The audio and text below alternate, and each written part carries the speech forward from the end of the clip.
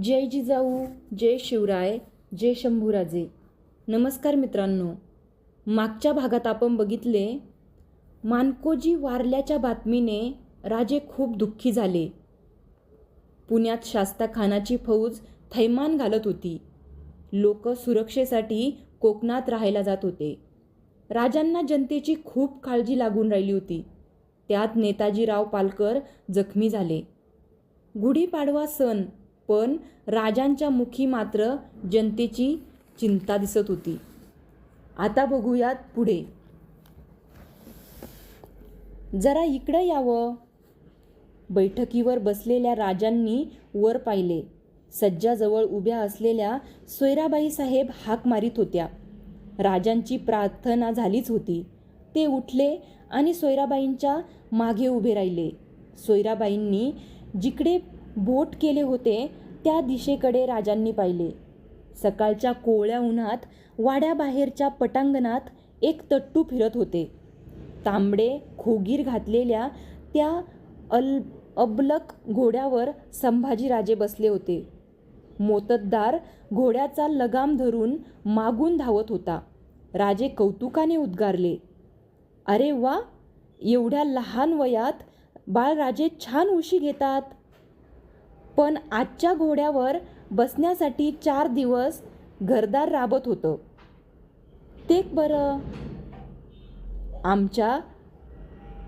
आपल्या घोड्याचं खोगीर बाळराजांनी पाहिलं आणि मासाहेबांच्याकडे हट्ट धरला.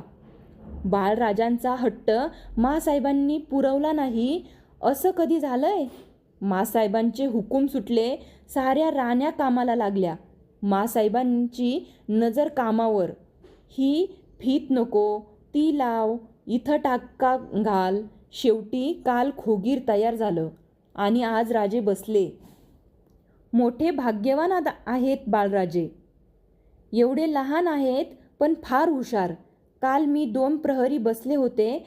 साऱ्या जणी खोगीर करीत होत्या.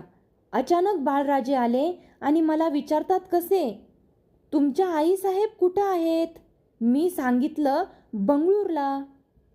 मग बाळराजे काय म्हणाले? सोयराबाईंना हसू आवरेना. त्या म्हणाल्या, तर बाळराजांनी विचारलं, खूप आहेत? मग मला कळलं नाही. मी म्हणाले, खूप कशा असतील? एकच आई साहेब असतात. तर चटकन गाल फुगवून बाळराजे म्हणाले, खोटं सांगता.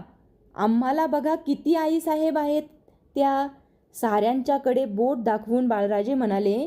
सगळ्या जणींना हसता हसता पुरे वाट झाली. धाकटी पुतळाबाई तर रडूच लागली. राजांनी स्वतःला सावरले. ते म्हणाले, चला, दिवस फार वर आला. सदरेवर लोक वाट पाहत असतील. मासाहेबांचं अजून दर्शन झालं नाही. मासाहेब तर बोलत बसल्यात. कुणाबरोबर? कोण ज्ञानुमाळी म्हणून आला आहे. ज्ञानुमाळी? राजे पुटपुटले. हे पहिल्यांदाच तुम्ही सांगायला हवं होतं. एवढे बोलून राजे वळले. सोयराबाई राजांच्याकडे वळेपर्यंत राजे महालाबाहेर गेलेही होते. राजे आत येताच ज्ञानुमाळी उठून उभा राहिला. पुढे येऊन त्याने राजांचे पाय शिवले. राजे म्हणाले, ज्ञानू, आज आठवण झाली होय? तसं नाही महाराज. कैदेतली माणसं आम्ही. सुटका होईल तवा यायचं. कैद? आता पुण्याच्या वाड्यावरचा मी माळी. हालायला जागा हाय होय? कवा आला, कवा गेला. दिसातनं 10 डाच इचार चालतूया. मग आता कसा सुटलास? गावाला पोरग आजारी हाय म्हणून सांगितलं आन वाट धरली. म्हटलं राजा गरीबाला इसरलं म्हणून काय झालं, आपण आठवण द्यावी. बरं झालं आलास ते. बैस. राजे मासाहेबांच्या शेजारी बसले. ज्ञानूचे वय 60च्या घरात गेले होते. पण ज्ञानू वयाच्या मानाने ताठ होता. राजांनी विचारले, ज्ञानू, तुझी बाग काय म्हणते? बरी हाय जी. आता मोगरीची फुलं पुष्कळ येत असतील नाही? ऐका मासाहेब, राजांचं बोलणं. ती फुलं घेऊन काय जाळायची? का रे? राज त्या खानानं सोन्यासारखा वाडा पार बाटवला.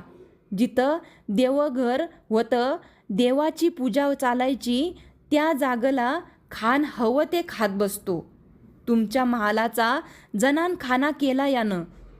फुलं देवावर पडायची, आपल्या माणसाच्या हातात जायची. ती फुलं त्या बेगमांच्या आणि नाचणारींच्या अंगावर जात्यात.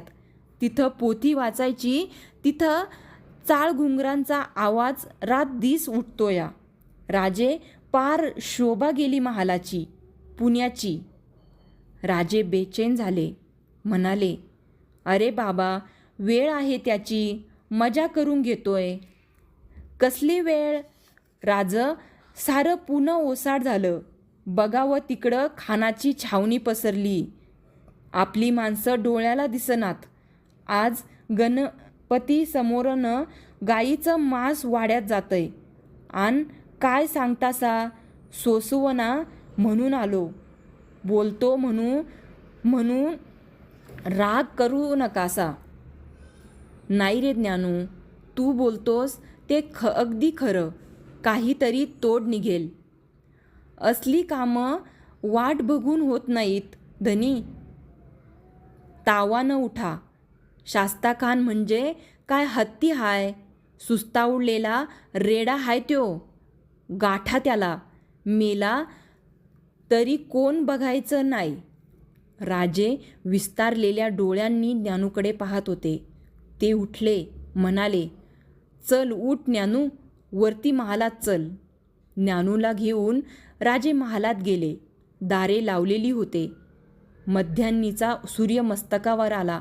राजे ज्ञानूसह खाली आले. राजांच्या नजरेत एक वेगळीच चमक दिसत होती.